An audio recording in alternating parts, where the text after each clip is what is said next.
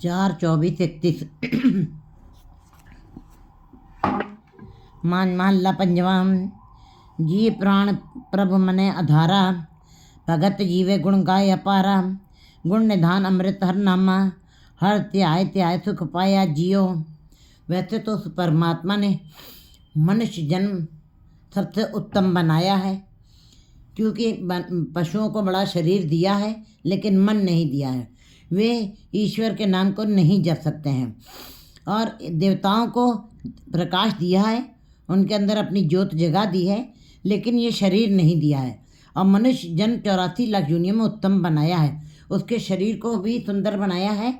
और अगर जो शरीर को, कई शरीरों को तो इतना सुंदर बना दिया है कि लोग देखते हैं तो उनकी सुंदरता का अपने मुख से हम आख्यान भी करते हैं कि फलाने को परमात्मा ने बड़ी फुर्सत में बनाया है। लेकिन ऐसे जीव संसार में बहुत सारे हैं जिनको परमात्मा ने सुंदर तो बनाया है, बाहर से बहुत सुंदर बनाया है, लेकिन वो मन को सुंदर नहीं बना सके। मन को सुंदर किसने बनाया है? क्योंकि गुरु जी बता रहे हैं कि हे मनुष्य, बाहर की सुंदरता अगर जो तुमको परमात्मा ने दी है, कि उस सुंदरता की तुम शुक्राना अदा करना परमात्मा के आगे। हे परमात्मा, ये सुंदरता तुम्ही ने दी है। अब ये सुंदरता परमात्मा के मार्ग की बाधक ना बन जाए, साधक बने, इसलिए ईश्वर के नाम को जपना जरूरी है। लेकिन ऐसे जीव अभी भी संसार में बहुत ज़्यादा हैं जिनको संसार में परमात्मा ने बाहरी सुंदरता बहुत दी है, लेकिन उन्होंने अपने मन को खूबसूरत नहीं बना सके, क्योंकि वो संसार में रह गए, माया में ही रह गए। और ऐसे जीव बड़े कम हैं जिनको परमात्मा ने सुंदर देही दी है। उन्होंने परमात्मा के नाम को जप करके अपने मन को भी सुंदर बना लिया। मन को सुंदर बनाने के लिए, मन को स्वप्न से भरने के लिए, क्योंकि परमात्मा सत्यम शिवम सुंदरम है और मन उसका छोटा अंश है। मन तो ज्योत स्वरूप है, अपना मूल पहचान। मन भी उसी का छोटा सा अंश है। जैसे बच्चा पिता का छोटा अंश होता है, ठीक इसी प्रकार जीव जो है, मनुष्य भी परमात्मा का अंश से निकला हुआ छोटा अंश है, जैसे सूरज और सूरज से निकली हुई किरण। तो अगर जो तुमको परमात्मा ने सुंदरता दी, तो भक्त जनों को इस बात की समझ आ गई है कि परमात्मा ने हमको इतना सुंदर देही दी है जिसके अंदर भजन किया जा सकता है और परमात्मा से मिलाप किया जा सकता है। तो वो इस बात को समझ जाते हैं कि ये जीव प्राण ये परमात्मा ने ही दिए हुए हैं, ये उसी की दी हुई थाती है और उसी ने ही आधार दिया है, उसी ने ही हमको आश्रय दिया हुआ है। ये इस बात की समझ भक्त जीवे गुण गाय पारा। भक्त जन तेरे गुणों का गान कर करके तेरे नाम को जप जप के इस बात की उनको समझ आ जाती है कि हे परमात्मा, ये सुंदर देही ये तुम्हारी ही कृपा से तुमने ही दी है, ये सब तुम्हारी दी हुई है। जीव प्राण तुमने शरीर बनाया, प्रगट शरीर, और सूक्ष्म शरीर मन बनाया जो दिखाई नहीं देता है। कहते हैं ये मन को आधार देने वाला ये सब है परमात्मा। इस बात की समझ भक्तों को आई है जिन्होंने गुरु परमात्मा के नाम को गुणगान किया है और इस बात का बोध हुआ उन्हें। गुण निधान अमृत हर नामा, हर त्याय त्याय सुख पाया जियो। वे परमात्मा के नाम को जपते हैं, उन्हीं के गुणों के खजाने को इकट्ठा करते हैं और नाम अमृत का सुख अपने आत्मा में अनुभव करते हैं और हर त्याय त्याय सुख पाया जियो। और हर दम 8 जाम 64 घड़ी उसी के अंदर रंगे रहते हैं और उसी के ध्यान में मग्न रहते हैं और अपना जीवन जीते हैं सुंदरता से भरा हुआ। मनसा तार जो करते आवे, ऐसे जो भी जीव अपने घर से जो भी कामना आशा लेके आते हैं, क्योंकि जीव संसार जो है आशाओं कामनाओं से भरा पड़ा हुआ है।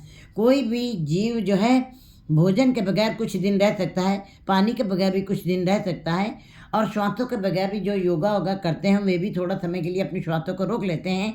लेकिन आशाओं कामनाओं तृष्णाओं के बिना कोई भी मन नहीं रह सकता है। आशाओं की कामनाओं की लहरें तो हर एक के मन में उठती रहती है। मन कभी शांत नहीं होता है, चंचल है, ये चल चल करता रहता है, कभी रुकता नहीं है। कहते हैं जो भी जीव अपने घर से जैसी कामना लेके आता है, जैसी भूख तैसी का पूरक, वैसा ही भोजन परमात्मा उसको परस देता है। करते अब जो कामना लेकर अपने घर से चलता जीव, साध संग जन्म मरण मिटावे। फिर साध संगति ऐसी जगह है जहाँ पे बैठ करके जन्म मरण को मिटाया जा सकता है, जहाँ पे आवागमन का चक्र खत्म किया जा सकता है। सत्संगत कैसी जानी जितने एक को नाम बखानी, जहाँ पे बैठ करके जीव उस परमात्मा से मिलाप कर लेता है। आस मनोरथ पूर्ण होए पेटत गुर दर्शाया जियो। और जब गुरु से भेंट हो जाती है, गुरु ने शब्द के साथ दृढ़ करवाया, शब्द दृढ़ करवाया है और दृढ़ करवाया, भेंट हुई है गुरु से, तब ऐसे जीवों की आशाएं तब पूरी हो जाती हैं और संसारिक और परमार्थ दोनों ही कामनाएं आशाएं पूरी हो जाती हैं। वो लोक परलोक दोनों ही सुहेले करके जाते हैं। अगम अगोचर किछ मित नहीं पाई, वो अगम है, वो इंद्रियों की पहुँच से परे है। हमारी इंद्रियां सीमित है, हमारी आर्जा सीमित है, हमारा जन्म मरण का समय सीमित, हम काल में हैं, हम समय में हैं, बंधे हुए आए हैं। हमारी आँखों से बहुत सीमित अवस्था में देखा जा सकता है, कानों से बहुत सीमित सुना जा सकता है। वो परमात्मा असीमित है और वो परमात्मा अलग है, उसको ये आँखें नहीं देख सकती, रसना पूरा व्याख्यान नहीं कर सकती है। इसका मतलब परमात्मा अगम है, इंद्रियों के पहुँच से परे है, गोचर है। वो कहते हैं फिर किछ मित नहीं जानी, उसकी कोई मित, उसकी कोई माप, उसका कोई चीरा माप नहीं सकता है। वड्डा वड्डा अखे सब कोई केवट वड्डा डीठा होए, कहते उसके चीरे को कोई माप नहीं सकता, कितना बड़ा वो, कीमत पाए न कह जाए, और कह कीमत पा भी ले मान लो तो कथन नहीं कर सकता है कहने वाले तेरे रहस्य में। बस यही एक विस्माद अवस्था है, यही आश्चर्यजनक कौतूहल अंदर जीव के अंदर एक, यही परमात्मा ने बहुत ही आशाजनक बात मनुष्य के अंदर प्रकट कर दी है कि तुम उस ईश्वर के अंदर समा जाओगे, उसका भेद नहीं पा सकते हो, उसका कथन नहीं कर सकते हो, उसको पूरा देख नहीं सकते हो, उसका पूरा वर्णन नहीं कर सकते हो, लेकिन उसके अंदर तुम अभेद हो सकते हो। यही तुम्हारी जीवन की सबसे बड़ी उपलब्धि है, यही तुम्हारी आध्यात्मिक उन्नति है, आत्मिक जीत है तुम्हारी। अगम गोचर किछ मित नहीं जानी, उसकी कोई, उस अगम गोचर की कोई मित नहीं जान सकता है। साधिक सिद्ध त्यावे ज्ञानी, साधिक जिन्होंने साध लिया अपने मन को, कहते हैं अपने मन को साधना, मम्मा मन से काज है, मन साधे थे, तो जिन्होंने अपने मन को साधा, सिद्धि प्राप्त कर ली थे, साधना कर करके सिद्धि प्राप्त कर ली है, त्यावे ज्ञानी, कहते साधिक और सिद्ध और ज्ञानी जन सब तुम्हारा ही ध्यान कर करके, कहते हैं तुम्हारा ही नाम जपते हैं और खुद ही मिट्टी चूका पोलावा गुर मन ही मन प्रगटाया जियो। कहते हैं ये साधिक सिद्ध और ज्ञानी जन भी तुम्हारी मित नहीं माप सके हैं, बस वो रिद्धियों सिद्धियों को प्राप्त किया उन्होंने, आत्मिक जगह उन्होंने तुम्हारी आखिरी मंजिल को छुआ नहीं है, लेकिन उनके अंदर तुमने प्रकाश किया है। वो भी तुम्हारी ना तुमको पूरा देख सकते हैं थके हैं, और ना ही तेरा पूरा वर्णन कर सके हैं, और ना ही तुम्हारी इन आँखों से पूरा वर्णन सुन सके हैं। जिन्होंने इतना तपस्या की, इन्होंने इतनी बड़ी बड़ी साधना की, जिन्होंने अपने मन को साधा, लेकिन फिर भी वो तुम्हारी मित नहीं माप सके। आनंद मंगल कल्याण खुद ही मिट्टी चूका पोलावा गुरमन ही मन प्रगटाया जियो, जिसके अंदर से अहंकार भाव, मैं मेरी का भाव खत्म हो जाता है, और मैं मेरी का भाव ही तैसे जीव मलिन है कि संयम तोड़ता जाए। कहते हैं हमें नाल विरोध है, नाम में नाल विरोध है, अहंकार का और नाम का दोनों का बड़ा विरोधी तत्व है ये, जो न बसे इकट्ठा है, ये दोनों एक जगह के ऊपर नहीं बस सकते हैं, क्योंकि परमात्मा का नाम और अहंकार की विरोधता है। परमात्मा का नाम जहाँ पे बसना वहाँ अहंकार खत्म होना चाहिए, वहाँ अहंकार का स्थान कुछ भी नहीं है। खुद ही मिट्टी, जब किसी जीव के अंदर का अहंकार का भाव खत्म हो जाता है, मैं मेरी खत्म हो जाती, मिट जाती है, चूका पोलावा ये सब भुलावा था, ये सब संशय था, ये सब भ्रम था, इस बात का उसको ज्ञान हो जाता है जब गुरु मन ही मन प्रगटा जीव। कैसे हुआ? गुरु के शब्द के द्वारा ही जब जीव परमात्मा के गुणों का गान करता है, तब उसको मन ही मन में इस बात की समझ आ जाती है कि वो परमात्मा आगम है, वो परमात्मा जब जीव गुरु के शब्द के साथ जुड़ता है, तब मन में ही मन में उसको इस बात का ज्ञान होता है कि अहंकार के भाव को मिटाए बिना और इस संशय को खत्म किए बगैर उस परमात्मा को नहीं पाया जा सकता। लेकिन जब कोई जीव अपने अंदर से गुरु के शब्द के द्वारा गुरु जब उसके ज्ञान ये दे देता, प्रकट कर देता है, तब उसके अंदर से अहंकार का भाव खत्म हो जाता है। और इसका भाव यह है कि अन्य किसी भी साधना के द्वारा अहंकार नहीं खत्म हो सकता है। बाहरी चाहे जितने भी यज्ञ जप तप पूजा तीर्थ व्रत स्नान किए जाएं, लेकिन अहंकार का भाव नहीं खत्म होता। तीर्थ व्रत और दान कर मन में धरे गुमान, नानक नहीं फल जाते जो कुंचर स्नान।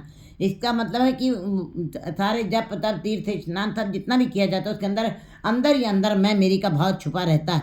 और जब तक मैं मेरी का भाव छुपा है, खुदी का भाव छुपा है, तब तक परमात्मा प्रकट नहीं हो सकता। लेकिन गुरु के शब्द के साथ जब कोई जुड़ करके इस नाम जपता है, तब उसके अंदर से अहंकार का भाव खत्म हो जाता है और उसको इस बात का ज्ञान मिल जाता है। गुरु का शब्द के द्वारा ही जो जप तप किया जाता है, जो गुरु के उपदेशों के द्वारा ही जो हम घालना घालते हैं, श्रम करते हैं, मेहनत करते हैं, उसके साथ ही अहंकार का भाव खत्म होता है, संशय खत्म होता है, भुलावा खत्म होता है। ये मन ही मन में इस बात का आभास जीव को हो जाता है, गुरुमुख जीव को होता है। आनंद मंगल कल्याण निधाना, फिर सदा के लिए आनंद बन जाता। आनंद आनंद सबको कहे, आनंद गुरु ते जानिया, जानिया आनंद सदा गुरु ते कृपा कर बनवारी। उस कृपा की है बनवारी ने, तब गुरु से मिलाप हुआ, तब उस आनंद की प्राप्ति हुई और अंदर मंगल बना। मंगल माने खुशी के गीत जब होते हैं, हर दम घर सुख होता है, घर में सुख बसता हो, घर में मंगल गान हो रहा है, ईश्वर के नाथ के अनहद बात झुनकारियाँ तूतियाँ बज रही हैं शब्द की, तब ऐसे जीव के अंदर सदा ही मंगल बना रहता है और उसका सदा ही कल्याण होता है। किसी काम में बाधा नहीं आती है।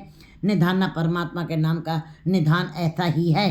सुख सहज हर नाम बखाना, फिर कहते हैं जो सहज अवस्था में रह करके गुरु के शब्द के साथ जुड़ करके नाम जपते हैं, दृढ़ करते हैं, तब जब दृढ़ हो गया है नाम, कहते हैं जब रसना ने जपा है और आँखों ने देखा है, दर्शन परसन थरसन हरसन रंग रंगी करता है, तब सहज अवस्था बनती है।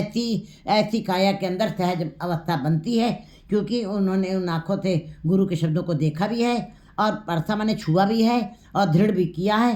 तब ऐसे में अंदर सुख बनता है, सहज होता है। जो नाम जपा गया है वो स्वभावता ही अपने आप ही जीव के अंदर चलता रहता है, क्योंकि भोजन तैयार हो गया है, खाया है, तो कोई कौन सी क्रिया अंदर हो रही है, जो खून बन रहा है वो दिखाई नहीं देता। इसी प्रकार जो गुरु शब्द के द्वारा जो कमाई की जाती है, वो मन ही मन में जो सिफत सलाह की जाती, गुरु के शब्द को पक्का किया जाता है। भोजन जब तैयार हो गया है, नाम का भोजन जब अंदर पहुंच गया, को जिको खावे जिको पुंचे तिसका उधारो, अंतर्गत तीर्थ में लिया, हृदय के अंदर जाके बस गया, तब कौन सी क्रिया हुई कि जब अंदर ही अंदर सहज अवस्था बन गई। अपने आप ही होठ भी नहीं हिल रहे हैं, आँखें भी नहीं देख रही हैं और कान सुन भी नहीं रहे हैं, अपने आप ही नाम, अपने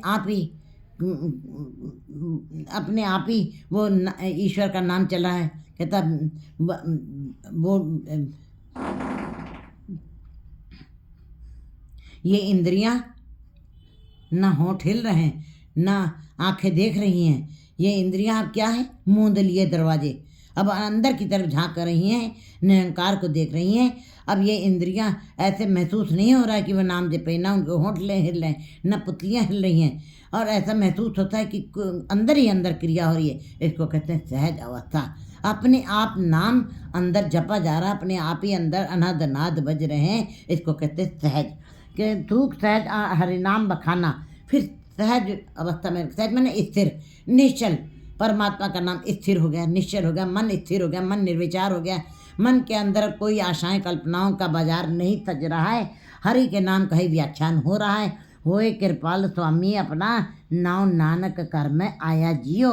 लेकिन जब वो परमात्मा किसी के ऊपर कृपालु हो जाता है, स्वामी अपना, तो नानक कर में आया जियो, तब वो गुरु जी कहते हैं वो परमात्मा स्वयं ही उस घर में आ जाता है। परमात्मा का नाम अपने आप ही हृदय रूपी घर में आ जाता है, जब परमात्मा किसी के ऊपर कृपालु हो जाता है, मेहरबान हो जाता है।